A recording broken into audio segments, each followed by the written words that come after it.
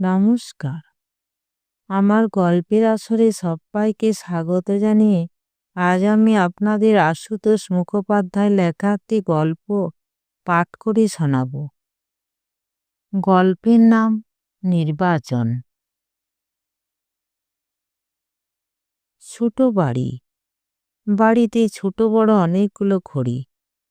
বড় ঘড়িগুলো বাজে, ছোট ঘড়ি কটা শুধু টিকটিক করে। কিন্তু বাজুক আর টিকটিক করুক, সব কটা ঘড়িতে সময়ের একই সংকেত মিলবে। তারতম্য ঘটলে ঘড়ির মালিকের চোখ এড়াবে না। তক্ষুনি সেটা টেনে নিয়ে তিনি তার অস্ত্রশস্ত্র খুলে বসবেন। সকাল 7:17। সামনে দেয়াল ঘড়িতে সময় দেখে নিয়ে বিরক্ত মুখে নারায়ণ দীক্ষিত আবার ঘড়ির ক্যাটালগ উল্টাতে লাগলেন। সিঁড়িতে ব্যস্ত সমস্ত পায়ের শব্দ শোনা গেল। নারায়ণ দীক্ষিতের ভুরুর মাঝে গোটা কয়েক কুঞ্জন রেখা দেখা দিল। দ্বিধান্বিত পায়ে যে লোকটি আগে আগে তার সামনে এসে দাঁড়ালেন, তিনি হেড কারিগর শিবনাথ পণ্ডিত। আধময়লা জামা কাপড়, একগাল খোঁচা খোঁচা দাড়ি, মুখখানা অপরাধী অপরাধী। তার পিছনে তার মেয়ে কমলা। তারও 8 প্রহরে বেশবাস, তবে পরিচ্ছন্ন। বছর 19-20 বয়স, রূপসী কিছু নয়, মুখখানা কমনীয়, আর স্বাস্থ্যটিও ভালো। বাপ মেয়ে দুজনেরই বিব্রত মুখ। দুজনেরই দৃষ্টি আগে দেয়াল ঘড়ির উপর গিয়ে পড়ল। নারায়ণ দীক্ষিত মুখ তুললেন, তাদের দিকে নয়, ঘড়ির দিকে। মুখ কাঁচুমুচু করে শিবনাথ পণ্ডিত বললেন, একটু দেরি হয়ে গেল, বাসের ভিড়। কমলা এগিয়ে এসে ততক্ষণে পায়ের ধুলো নিয়েছে। সে আশা নিয়ে এসেছে, কিন্তু মুখে আশঙ্কার ছাপ। বসো। ক্যাটালগ একধারে সরিয়ে রাখলেন নারায়ণ দীক্ষিত। মেয়েটির দিকেই তাকালেন। পা থেকে মাথা পর্যন্ত দেখে নিলেন একবার। শিবু পণ্ডিতের মনে হলো অনেকটা এমনি ধারা সূক্ষ্ম দৃষ্টি দিয়েই যেন কর্তা ঘড়ির কলকবজা পরীক্ষা করে থাকেন। পাছে গলক কিছু চোখে পড়ে, সে আশঙ্কার প্রখর দৃষ্টি দিয়েই কন্যাকে দেখতে চেষ্টা করলেন তিনিও। নারায়ণ দীক্ষিত বললেন, বাসের ভিড়ের জন্য তাহলে পরীক্ষার হলেও 17 মিনিট পরে পৌঁছানো চলতে পারে। বাপ মেয়ে দুজনেরই মুখ শুকালো। শিবু পণ্ডিত আমতা আমতা করে কিছু বলতে চেষ্টা করলেন, কিন্তু মনিবের গম্ভীর মুখের দিকে চেয়ে ভরসা করে কিছু বলে উঠতে পারলেন না। নারায়ণ দীক্ষিত মেয়েটির দিকে হাত বাড়ালেন। কমলার হাতে লম্বা খাম একটা। ভয়ে ভয়ে সে সেটা তার হাতে দিল। এবারে যেন আসল পরীক্ষা। খামের মধ্যে রিপোর্ট একটা, বিয়ের টেস্ট পরীক্ষার রিপোর্ট। কলেজ থেকে দেয় না, প্রিন্সিপালকে ধরে কমলাকে এটা সংগ্রহ করতে হয়। আইএ পরীক্ষার আগেও করতে হয়েছিল। নারায়ণ দেখে রিপোর্টটা খুঁটিয়ে দেখতে লাগলেন। নম্বর দেখে খুশি হলেন না। বললেন, ফাইনালের ফিস দিয়ে লাভ কি? পাস করতে পারবে? ইংরেজি আর হিন্দি দুয়েতেই তো খাসা নম্বর দেখছি। এরকম হলো কেন? মেয়ের হয়ে মেয়ের বাপই জবাব দিতে চেষ্টা করলেন। বললেন, দেখাবার শোনা আবার লোক নেই, তার উপর সংসারের এই খাটুনি। তোমাকে জিজ্ঞাসা করেছি? শিবু পণ্ডিত চুপ। মনিবের জিজ্ঞাসু দৃষ্টি আবার মেয়ের দিকে। মেয়েও মাথা নিচু করে রইল। পরীক্ষা কেন খারাপ হয়েছে কোনো কৈফিয়ত দিল না। এ বিব্রত নীরবতায় পছন্দ করলেন নারায়ণ দীক্ষিত। উঠে দেরাজ খুলে দুটো ১০০ টাকার নোট বার করলেন। নোট দুটো বাপের হাতে দিয়ে বললেন, ফিস যা লাগে দিয়ে দিও, আর বাকি টাকায় পরীক্ষার আগে ওকে একটু ভালো করে খাওয়াটা, রোগা হয়ে যাচ্ছে। বিগলিত শিবু পণ্ডিত মেয়ের আগে নিজেই পায়ে ধুলো নিয়ে বসলেন মনিবের। স্কুল ফাইনাল থেকে মেয়ের ফিস প্রতিবার মনিবই দিয়ে আসছেন, কিন্তু এত খুশি আর কখনো হননি তিনি। কড়া মনিবের কাছ থেকে এবারে শুধু ফিসের টাকায় পাওয়া যাবে কিনা ভেবে উতলা ছিলেন তিনি। নারায়ণ দীক্ষিত বললেন, পরীক্ষার এই কমাস ওকে আমার কাছেই রাখবো ভেবেছিলাম, কিন্তু এখানে এলেও পড়াশোনা ছেড়ে আমার দিকে বেশি মন দেয়, সেই জন্য বললাম না। মেয়ের দিকে তাকালেন। পাসটা অন্তত করা দরকার, মনে রেখো। শিবু পণ্ডিত ব্যস্ত হয়ে উঠলেন, আপনার সেবা করতে পাওয়া তো ওর ভাগ্যি। যদি বলেন না, আগে পাসটা করা দরকার, বললাম তো। পাসটা কেন করা দরকার মেয়ে বা মেয়ের বাপের ধারণাও নেই। তাদের অনুমান ফেল করা ভালো নয় বলেই পাস করা দরকার। তারা চলে যেতে নারায়ণ দীক্ষিতের গম্ভীর মুখে হাসির আভাস দেখা দিল একটু। তিনি ঘড়ির কারিগর, খুব ছোট থেকে বড় হয়েছেন। নিজের ঘড়ির ব্যবসা দাঁড়িয়ে গেছে। নতুন ঘড়ি বিক্রি করেন, পুরনো ঘড়ি মেরামত করেন। এই শেষের কাজে সুনাম তার। খদ্দেররা বিশ্বাস করে চোখ বুজে দামি ঘড়ি রেখে যায় মেরামতের জন্য। ঘড়ি খুলে এক নজর দেখে তিনি বলে দিতে পারেন কোথায় কোন গল বিগড়াল। পুরনো পার্টস জুড়ে নিজের হাতে এমন এমন ঘড়ি তৈরি করেছেন যা অনেক মার্কা মারা ঘড়ির থেকেও ভালো টাইম দেয়। মানুষের সম্পর্কেও অনেকটা একই রকমের ধারণা তার। তারও নিভৃতে অনেক কলকবজা, অনেক সূক্ষ্ম কাণ্ড কারখানা। দেখে শুনে এগুলো ঠিকমতো বিন্যাস করতে পারলে বা প্রয়োজনে মেরামত করতে পারলে তার ব্যবহারও ভালো ঘড়ির মতো নিখুঁত হয় বলে বিশ্বাস। ঘড়ির কাচের উপর সামান্য ধুলো পড়লে সেটুকু যত্ন করে মোছা হয়, কিন্তু নিজের নিভৃতির কলকবজাগুলোর উপর মানুষ যে না জেনে না বুঝে কত ধুলোবালি বরদাস্ত করে ঠিক নেই। টনক যখন নড়ে প্রায়ই তখন আর সময় থাকে না। সকালে ডাকে আসা খামখানা আর একবার খুললেন নারায়ণ দীক্ষিত। ছোট চিঠি। শেষের দিকে একটা জায়গায় আবার করলেন তিনি, তোমার ছেলের মাথা আমি শিগগিরই ঠান্ডা করে দিচ্ছি, তুমি কিছু ভেবো না।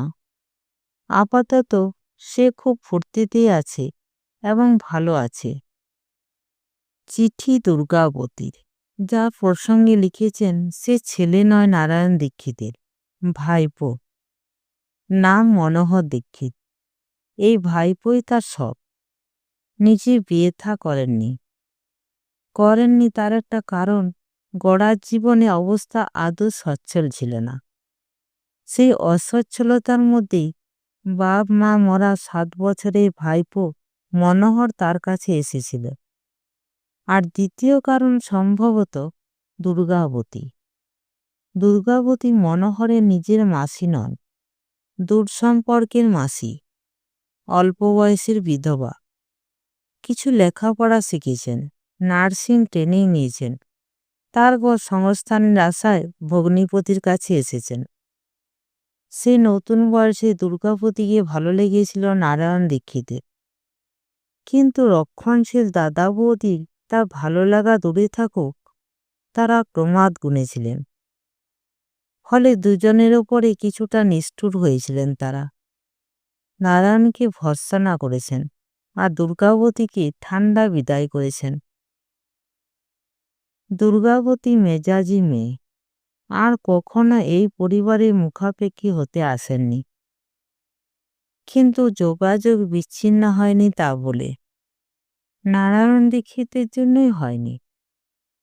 পরস্পরকে ভালো লাগাটা কোনো নির্দিষ্ট পরিণতির দিকে গড়াবে এমন ভরসা সেই দিনে আগেও দুজনে কারোরই ছিল না। দুর্গাবতী নারায়ণ দীক্ষিতের প্রতি সত্যিকারের সদয় হয়েছিলেন বোন ভগ্নিপতির পরপর চোখ বোঝার পরে। 2টি বছর শিশু মনোহরকে তিনি নাড়াচাড়া করেছিলেন, তার প্রতি মায়াও পড়েছিল। ভেবেছিলেন ছেলেটা একেবারে জলে পড়ল, তাকে তিনি নিতেও চেয়েছিলেন। নারায়ণ দীক্ষিত দেননি। যেভাবে ছেলেকে মানুষ করা হয়েছে দুর্গাবতী জানেন। বেশিরভাগই তার বাইরে বাইরে কাজ নিয়ে কেটেছে। তার মধ্যে বছরে 2 বছরে 1-8বার এসেছেন, এইখানেই থেকেছেন। নারায়ণ দীক্ষিতের ছেলে মানুষ করা দেখেছেন। অনেক সময় ঠাট্টা করেছেন, ছেলেটা আর একটু বড় হলে কি সন্ন্যাস টন্যাস নেওয়াবে নাকি। কিন্তু মুখে যাই বলুন, মনে মনে শ্রদ্ধা করেছেন তিনি। মনোহরের স্কুলে পড়া যখন শেষ হলো তখন দুর্গাবতী দিল্লিতে বড় হাসপাতালে উঁচু গ্রেডের নার্স, নিজে 2 ঘরের কোয়ার্টার। জলপানি পাওয়া ভাইপোর জন্য কানপুরের কোনো কলেজ পছন্দ নয় নারায়ণ দীক্ষিতের। দুর্গাবতী লিখলেন, আমার কাছে পাঠাও, এখানে দিল্লিতে পড়বে। ওর যে ভিড় তুমি করে দিয়েছ, সেটা নেহাত কাঁচা না হলে অমানুষ হবে না আশা করি। আর একটা ছেলে কাছে থাকলে আমারও উপকার হবে। ভাইপোকে দিল্লিতে পাঠালেন নারায়ণ দীক্ষিত। মাসির কাছে প্রায় 2 বছর ছিল মনোহর। এই 2 বছর দুর্গাবতী তার কোনো অভ্যাসে পরিবর্তন বরদাস্ত করেননি। সে হাঁটু ছোঁয়া লম্বা কোট পরিয়েছেন, মোটা কাপড়ের পায়জামা পরিয়েছেন, মাথার চুল ছোট করে ছাটিয়েছেন। ফলে পরেও এই বেশবাসই ভালো লেগেছে মনোহরের। হাঁটু ছোঁয়া কোটই তার বেশবাসের বৈশিষ্ট্যে দাঁড়িয়েছে। ইতিমধ্যে হাসপাতালে কর্তৃপক্ষের সঙ্গে ঝগড়াঝাটির ফলে চাকরি ছেড়ে দুর্গাবতীকে আবার অন্যত্র চলে যেতে হয়েছে। মনোহর দিল্লিতে থেকে গেছে। সেখান থেকে বিএ এমএ পাস করেছে। শুধু পাস করেছে বললে তাকে ছোট করা হবে। বিএতে এমএতে কয়েক বছরের মধ্যে তার মতো অত নম্বর পেয়ে ফার্স্ট ক্লাস কেউ পায়নি। সেখানকার শিক্ষাবিদরা উচ্চ আশা পোষণ করেন তার সম্বন্ধে। সম্প্রতি সে ডক্টরেট হয়েছে। তার থিসিস প্রত্যাশিত প্রশংসা লাভ করেছে। দিল্লির ইউনিভার্সিটিতে চাকরি করছে। কিন্তু কাকাকে প্রায়ই লেখে, পড়ানোর চাকরি ভালো লাগছে না, অ্যাডমিনিস্ট্রেটিভ সার্ভিসে ঢোকার ইচ্ছা। সেই চেষ্টাই করছে। ফরেন সার্ভিস হলে আরও ভালো। 2-1টা বিদেশি ভাষাও শিখছে। সপ্তাহে 2 সন্ধ্যায় এক প্রতিষ্ঠানে বক্তৃতায় মহড়া দিতেও যায়। মোট কথা, নিজের বিস্তৃত ভবিষ্যৎ প্রসঙ্গে সে প্রায় নিঃসংশয়।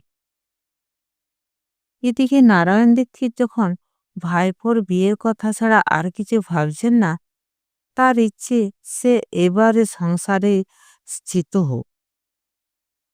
তিনি সেই ইচ্ছাটাই জ্ঞাপন করলেন। মনোহর খুশি হল। এতদিন এই ব্যাপারে তেমন গুরুত্ব দেননি সে। সুযোগ্য ভার্যা যে কর্মক্ষেত্র অনেকটা প্রসারিত করে দিতে পারে তেমন নজির দিল্লিতে বড় কম নেই।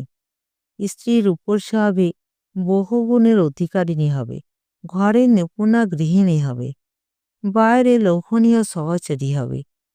সকলে প্রশংসা করবে, আবার ভিতরে ভিতরে এক আধটা ঈর্ষাতুর দীর্ঘ নিঃশ্বাসও ফেলবে।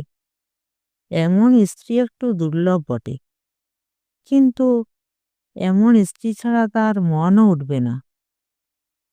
কাকাকে লিখল, বিয়ে করতে আপত্তি নেই, কিন্তু এই ব্যাপারটা তার হাতে ছেড়ে দেওয়াই ভালো। লিখল, আমি তোমার আদর্শে মানুষ, আশা করি নির্বাচনে ভুল হবে না এবং তুমি খুশি হবে। এই এক বিষয় আমার নিজের উপর সম্পূর্ণ আস্থা আছে। চিঠি পড়ে কাকা অস্বস্তি বোধ করলেন। ভাবলেন তিনি সংসারী নন বলেই ভাইপোর অনাস্থা। মন্তব্য করলেন, ছোকরার কল বিগড়েছি। জবাব লিখলেন, তথাস্তু। অবসর সময়ে মনোহর দীক্ষিত সৃষ্ট উদ্দীপনায় যোগ্য সহধর্মিণী খুঁজে বেড়াতে লাগল। বিয়েতে মন হয়েছে জেনে এমন সব গণ্যমান্য ব্যক্তিরা এগিয়ে আসতে লাগলেন যে মনোহর দীক্ষিতের নিজের কাছে নিজের মর্যাদা দিনে দিনে স্ফীত হয়ে উঠতে লাগল। কিন্তু ছেলে যে সত্যি কাঁচা নয়। তার একটা চোখ নিজের আর একটা চোখ কাকার। নিজের চোখে দেখে যাকে কিছুটা মনে ধরে, কাকার চোখে দিয়ে দেখে আর একদিন তাকে বাতিল করে দেয়। ভালো লাগলে কাকাকে জানায়, লেখে হয়তো ওখানেই বিয়ে করবে।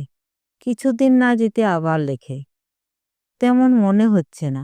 অতএব তার কল্পনার আদর্শ স্ত্রীর সন্ধান সে কোথাও পাচ্ছে না।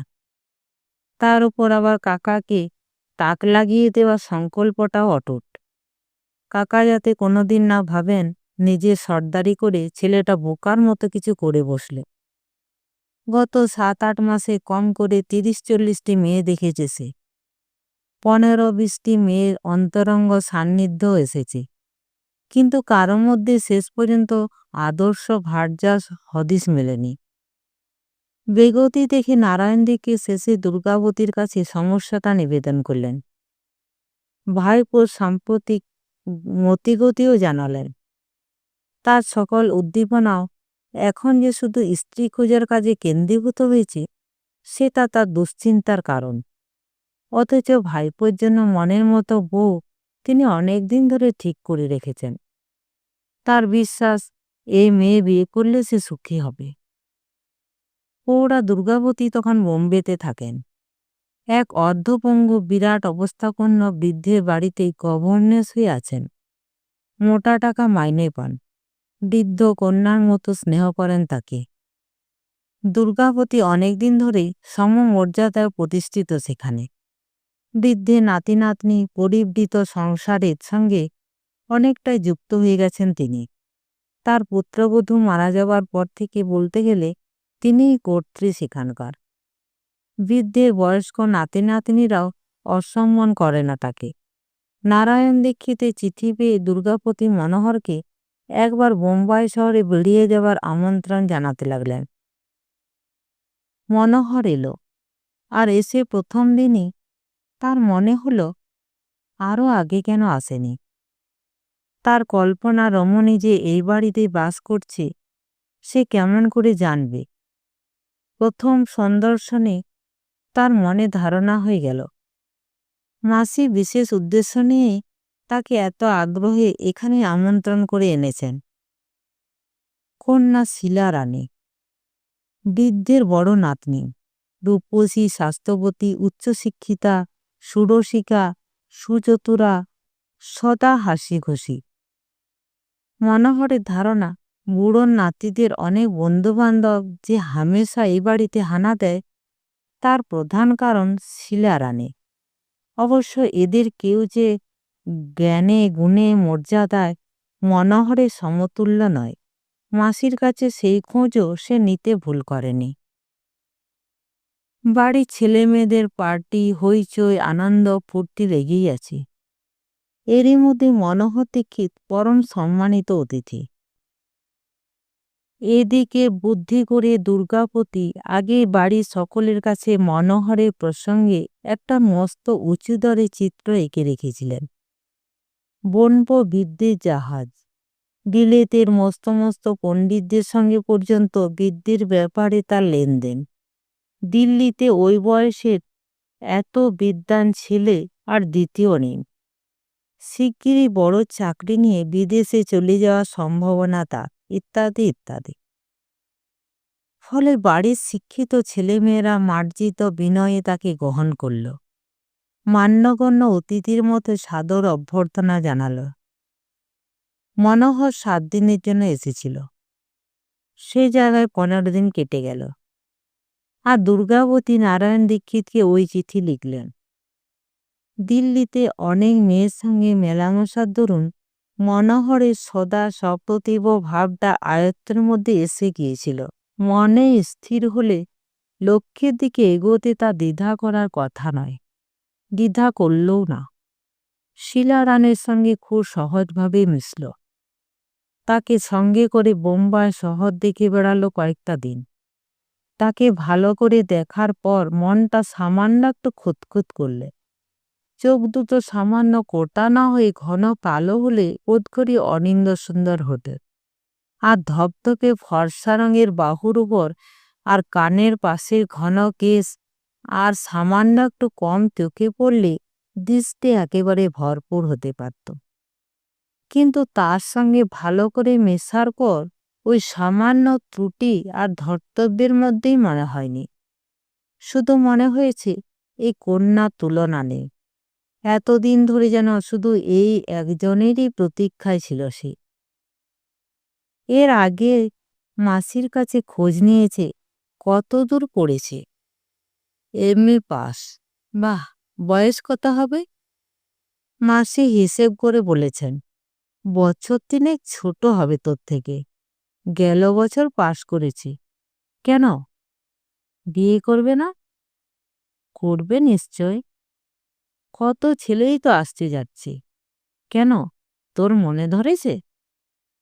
মনোহর মুচকি হেসেছে।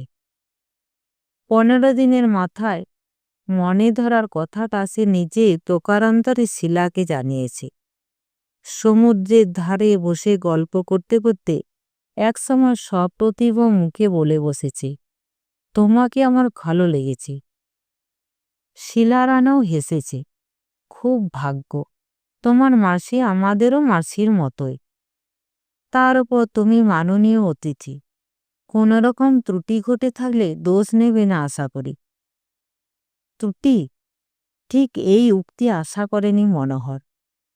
তোমাদের এইখানে না এলে তো আমার সর্বস্ব লোকসান হতো। শিলারানে হেসে সারা। তুমি বেশ সুন্দর কথা বলো। তোমার সঙ্গে কথা বলে আনন্দ আছি। এই কথা সেদিন আরও অনেক দূর গড়াতে পারত।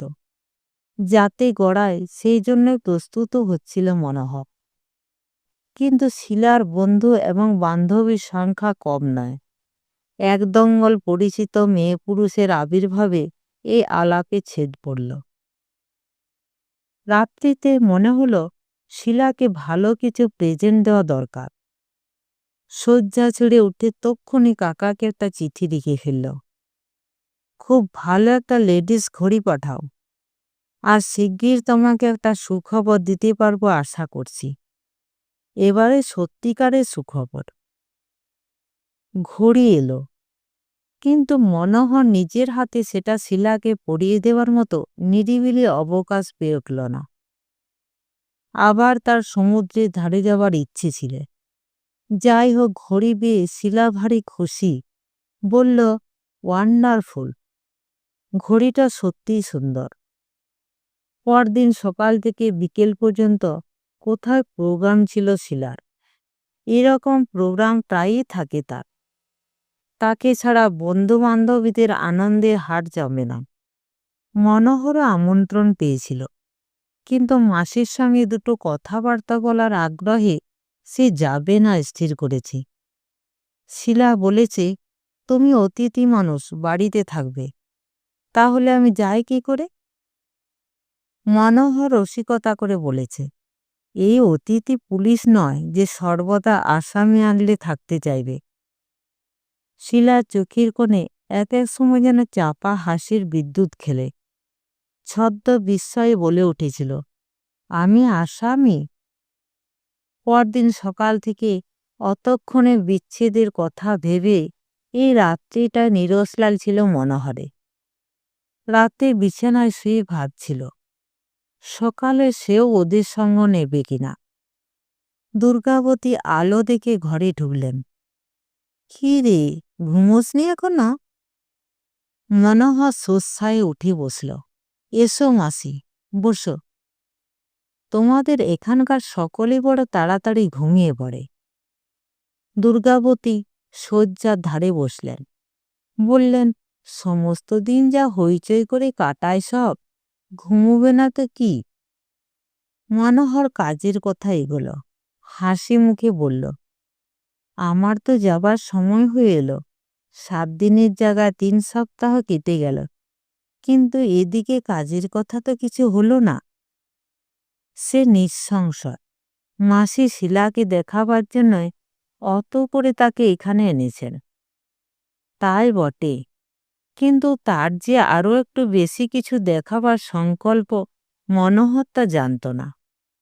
দুর্গাবতী নির্লিপ্ত মুখে জিজ্ঞাসা করলেন, কি কথা? বিয়ের কথা। শিলাকে বিয়ে করতে চাস? মনোহর উৎফুল্ল মুখে ফিরে হালকা প্রশ্ন করল, কেন, তোমার আপত্তি আছে? দুর্গাবতী জবাব দিলেন, আমি আপত্তি না করলেই তো হয়ে যাবে না। ভাবলেন একটু, তারপর বললেন, বস একটু, আমি আসছি। উঠে চলে গেলেন। মাসির এই নির্লিপ্ত হাবভাব কেমন বিদৃশ্য লাগল মনোহরের। মিনিট 10-এর মধ্যে ফিরে এলেন তিনি। ছোট্ট সুন্দর একটা ডায়েরি হাতে দিয়ে বললেন, চুপি চুপি নিয়ে এলাম, দেখ এটা। দুর্বোধ্য লাগছে মনোহরের। কি আছে এতে? শিলার, দেখ না কি আছে। মনোহর দেখতে লাগলো। ডায়েরি ছোট পাতার মাথায় একটা করে নাম, পুরুষের নাম, তারপর তার সম্পর্কে 2-3 পাতা করে লেখা। ছোট লেখাও আছে, চেহারা, বয়স, বেশবাস, কথাবার্তা, পেশা, চালচলন ইত্যাদি খুব সংক্ষেপের ওপর ফুটিয়ে লেখা। আর তারপরে কাটা দাগ একটা, ক্রস চিহ্ন। এরকম 8-10টা নামের তালিকা উল্টে গেল মনোহর। সবকটারই শেষে সেই কাটা দাগ, অর্থাৎ বাতিল চিহ্ন। শেষে মনোহর দীক্ষিতের নাম। প্রথমে তলার কাটা দাগটার দিকে আগে চোখ গেল মনোহরের। একটা বড় রকমের ধাক্কা সামলে মনোহর লেখাটুকু পড়ল। এই লেখাটা আরো ছোট, ঘড়িওয়ালার ভাইপে, খুব বিদ্বান নাকি, কিন্তু চেহারা বোকা বোকা, বেটে খাটো। সব থেকে বিদ্ভুতে তার ওই লম্বা কোট। কথাবার্তা হাবভাবে নিজেকে চালাক মনে করানোর চেষ্টা। 500-600 টাকা হয়তো মাইনে পায়, কিন্তু নিজেকে মস্ত একজন ভাবে। ঘড়ি প্রেজেন্ট করেছে, সেটা অবশ্য সুন্দরী।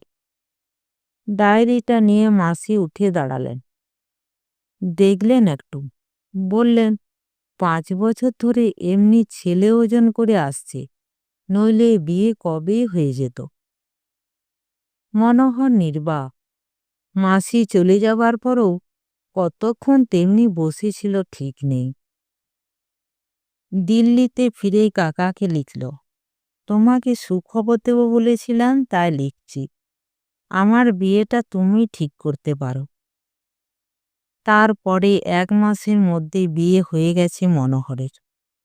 হয়েছে কমলার সঙ্গে। মনোহর শেষ পর্যন্ত আপত্তি করেনি বটে, কিন্তু কোথায় বিয়ে শুনে মস্ত একটা ধাক্কা খেয়েছিল সে। কাকা কিনা শেষে তার কারিগরের মেয়ের সঙ্গে বিয়ে ঠিক করল, যে মেয়েকে সে ফ্রক পরা থেকে দেখেছে, আর যাদের সে অনুকম্পার পাত্র ছাড়া আর কিছু ভাবেনি। কমলা বিয়েটা পাস করেছে শুনে তবু একটু আশ্বস্ত হয়েছিল, কিন্তু বিয়ের পর প্রতি পদে বিয়ে পাশের বিদ্যে দেখে সে শুধু হতাশই হয়েছিল। একে একে 10টা বছর কেটেছে তারপর, কিন্তু কাকার এই নির্বাচনের তারিফ সে কখনো করতে পারেনি। কমলা এক সাংসারিক বিষয় ছাড়া আর কোনো ব্যাপারে 5টা কথাও বলতে পারে না, তর্ক করতে পারে না। উঁচু সার্কেলে তাকে নিয়ে যাওয়া তো ছাড়তেই হয়েছে। যা বলা হয় তাকে তক্ষুনি তা পালন করে। আদর করলে খুশি হয়, রাগ করলে ভয়ে ভয়ে থাকে, আর তাকে খুশি করার ফিকির খোঁজে। এই একান্ত নির্ভরশীলা মেয়ের জন্যে মায়া হতে পারে, কিন্তু তাকে যোগ্য সঙ্গিনী ভাবা মনোহরের পক্ষে অন্তত সম্ভব নয়। কাকার একমাত্র এই অবিচারে মনে মনে আজও সে ক্ষুণ্ণ। কিন্তু এই কাকাও আর নেই। কল মেরামতের ব্যাপারে এমন সুপটু মানুষটার নিজের হৃদযন্ত্র হঠাৎ বিকল হয়ে যেতে পারে কেউ ভাবেনি। ব্যবসা এখন শ্বশুরই চালাচ্ছেন। মনোহর তাকে অর্ধেক লেখাপড়া করে দিয়েছিল আর মনে মনে নিঃসংশয় ছিল শ্বশুর শেষ পর্যন্ত তাকে কলা দেখাবেন। কিন্তু গত 7 বছর ধরে দেখা যাচ্ছে লাভের চুলচেরা হিসেব দিয়ে শ্বশুর ফি বছর জামাইয়ের নামে মোটা টাকা পাঠাচ্ছেন। ফলে কাকার বিশ্বস্ত কর্মী নির্বাচনের ওপর অবশ্য মনোহরের আস্থা ফিরেছে। শীতকাল, সন্ধ্যায় কর্নপ্লেসের ধারে হঠাৎ দুর্গাবতীর সঙ্গে দেখা মনোহরের। দোকান থেকে কি সদাই করে ফুটপাতে নেমেছেন। কি আশ্চর্য, তুমি? মাসিও খুশি। তোর কথাই ভাবছিলাম। ওই মেয়ের পাল্লায় পড়ে হঠাৎ এসে গেলাম কদিনের জন্য। আয়। মনোহর ঘাড় ফিরিয়ে দেখে ফুটপাতের ধারে ট্যাক্সিতে শিলা বসে। তার দিকে চেয়ে হাসছে মিটিমিটি। এই 10 বছর বাদেও তাকে চিনেছে তাহলে। পায়ে পায়ে এগিয়ে এলো। দুর্গাবতী খুশি মুখে ট্যাক্সির দরজা খুলে দিল। বলল, কোনো কথা নয়, ওঠো আগে। মনোহর গাড়িতে উঠল। মাসিও। ট্যাক্সি চলল। শিলা সেই 10 বছর আগের মতোই হাসি খুশি। অনর্গল কথা বলছে। তুমি এখানে আছো জানি, 2-1 দিনের মধ্যেই দেখা করতাম।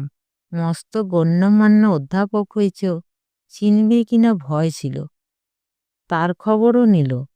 কতদিন বিয়ে করেছে, কটি ছেলেপুলে ইত্যাদি। হাত বাড়িয়ে হাতঘড়িটা দেখালো।